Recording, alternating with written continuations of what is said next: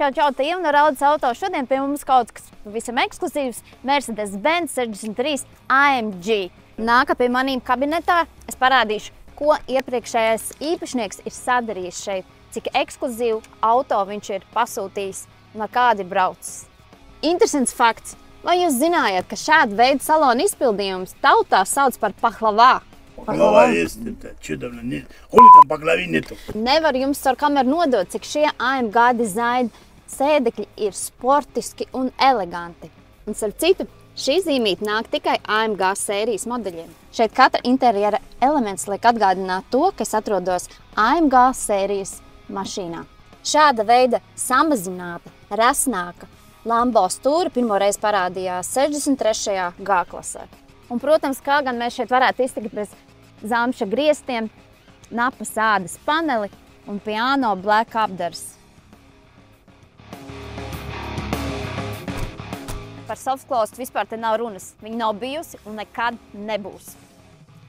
Ieraugot šo draudīgo purnu, ir pilnīgi skaidrs, ka zem šī kapata mājo nezvērs 5,5 litru V8 biturbo dzinējs, kas attīsta 544 zirgspēks, un tas vēl nav viss.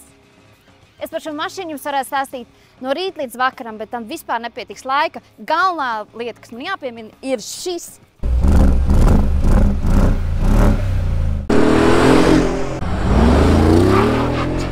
Pastīsimies, cik ātri viņš ieskrienas līdz 100.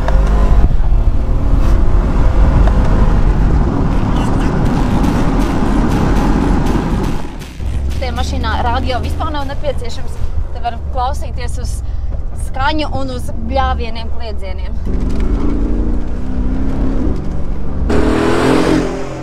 Reiz braucot ir sajūtama auto brutalitāte. Šis auto ir viens no respektablākajiem uz ceļa. Es nesaprotu, kāpēc mēs palaidām to mašīnu. Te var būt tikai divējādas sajūtas. Vai nu šī mašīna ļoti nenormāli patīk, vai pilnīgi noteikti nepatīk. Es jūtos sasodīti, brutāli. Uzdosim bišķiņ gāzīti. Davai, čau!